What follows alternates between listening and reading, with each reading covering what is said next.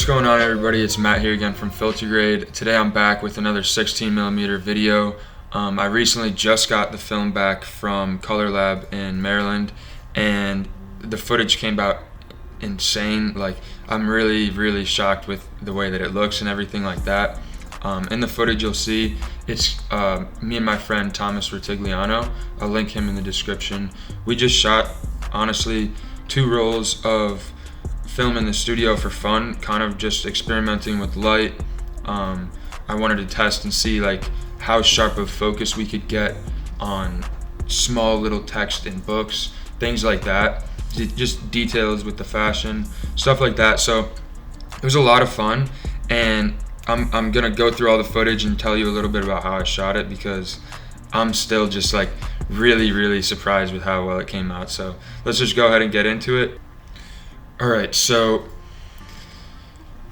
getting started, I just wanted to do like a screen test, and basically I've been reading this book by not by Andy Warhol, but it's a biography about Andy Warhol, and in the book it just talked about how he did these screen tests where he would just set up a camera on a tripod and tell somebody, kind of like just stand in front of it. He wouldn't give them any direction, wouldn't really tell them what to do, anything like that. You just have somebody stand in front of it, walk away, let the camera record for 10 minutes or whatever, and just basically as a study on observation. And so I thought this was really interesting. Obviously right now I don't have the money to just spend tons of money on film, so I just did a little 10 or 20 second variation of this, but I think it was really cool. Kind of just to see what somebody is like when they're just still, you know, they're not told what to do or anything. They just sit there, kind of just blink, and it's just a portrait of that person. So it was really interesting. Thought it was cool, especially with the backdrop. It really kind of complemented it. Moving on, the next shot we wanted to try some more kind of like sharp light, more contrasty, like just playing with the shapes and stuff like that. So we moved it kind of just lighting on the left side, and we turned off the main key light that we had on the right. So it's kind of just like a small little sliver that, you know, you see on his face, which I think it actually really looks like quite dramatic, kind of cool. After that, I wanted to just get some like quick details shots, something that I've been trying to do with the 16mm camera that I'm testing with, the K3 that I mentioned in the first video, is trying to get it to mimic how I used to shoot with Super 8.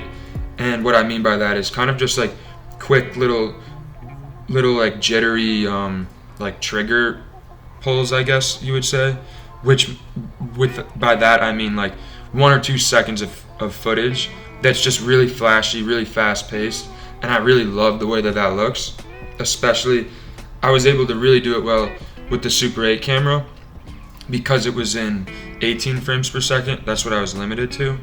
With the K3 I can go up to 60 or 120 frames per second, so it's kind of like almost hard. I've been shooting at 24 frames per second, but it's still a little bit hard to mimic that like quick fast paced trigger action that I had with the Super 8. So I might start bumping it down to 18 frames per second when I want to do those shots. But overall, I think it looks cool. This little fashion stutter step, I'm always a big fan of that.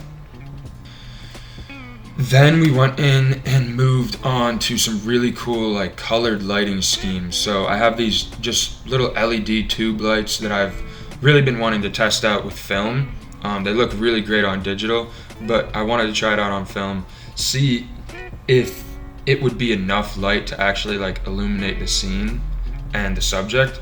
So we went with the little simple, you know, blue and red or like purple and red kind of color palette, and I think it came out really cool, like seeing the red on his skin and then the blue on the side. It's just like, to me it really looks cool, so I'm happy with how that came out. I really want to try something like this for a music video or a commercial or something like that. And then next, I wanted to kind of back up. I have a different backdrop set up, and there's a little bit more space to stand further back using the other backdrop setup. So what I did for this part was I wanted to test out what it's like, zooming in and out. And I know that sounds kind of like really simple, but with this kind of camera, just not being used to it, I really just wanted to see what the mechanism was like, see, if I'd be able to make it a smooth zoom in or zoom out. So, just tried that out. It looks cool. I think the lighting isn't the best in here. It's just kind of flat. The shots with the book, I really actually like these. I intended to get the light in it for some of them, just because it was kind of an experimental roll. For the shots of the book, I'm actually really happy with it, because you can see, the little font that's even in the book.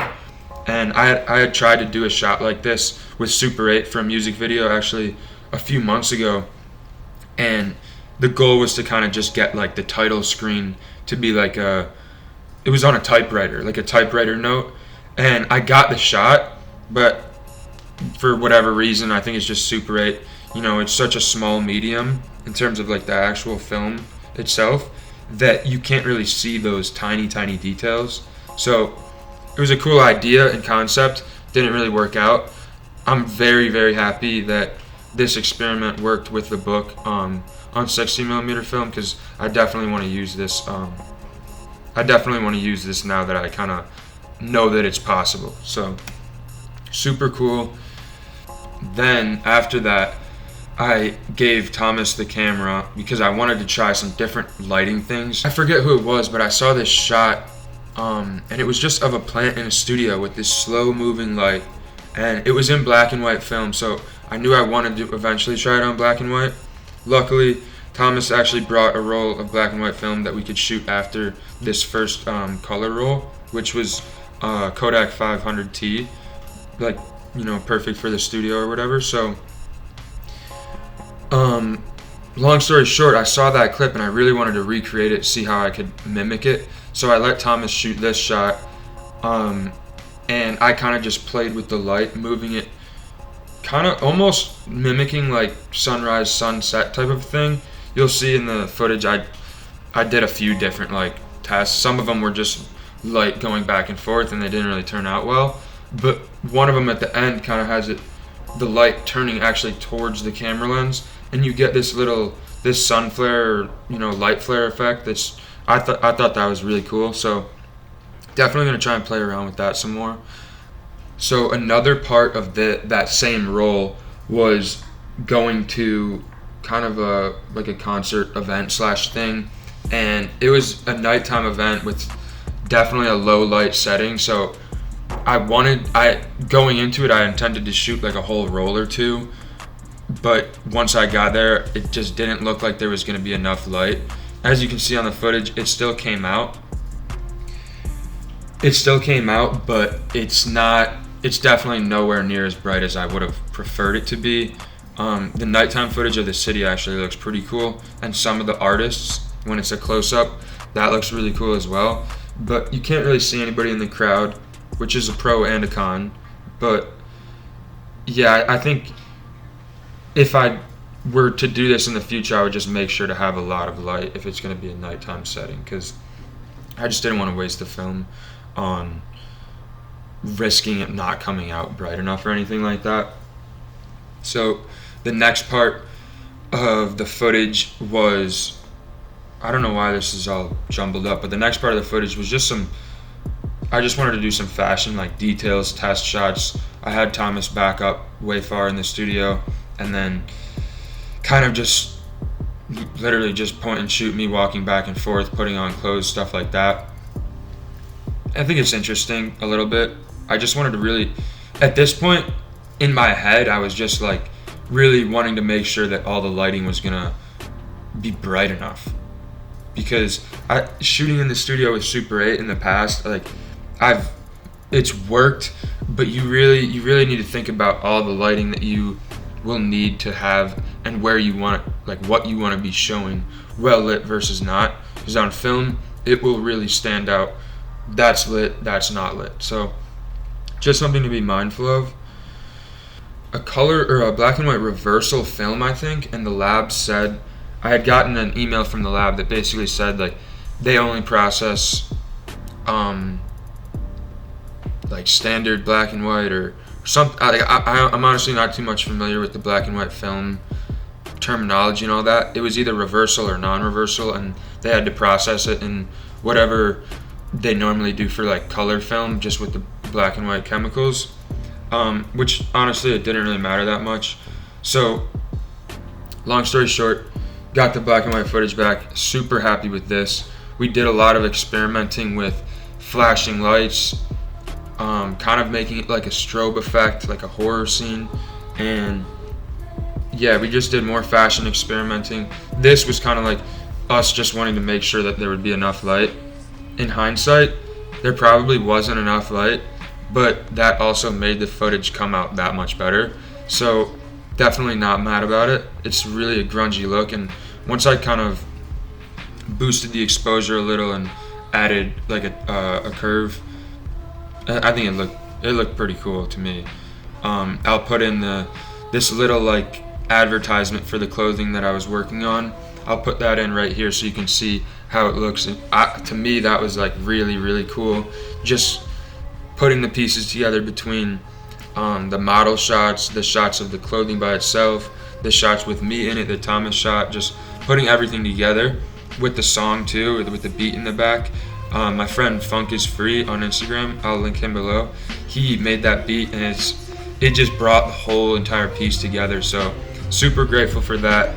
Really happy with how that project turned out, and yeah, I just couldn't be happier with how all the color came out, the black and white came out, and really I'm just excited to start shooting a lot more 16mm film, because this has just opened up my eyes to the possibilities, and yeah, now I'm just ready to go. So if you have any questions, if you like the video, make sure to leave a like and a comment. If you have anything like that, don't hesitate to reach out to me on Instagram at Matt_Maloney. I'll link that in the description as well. But yeah, like, thanks so much for watching. I hope you guys enjoyed. Hope this was educational, and that it inspires you to go out and shoot some 16mm film. So thanks so much for watching, and peace out. Have a good one.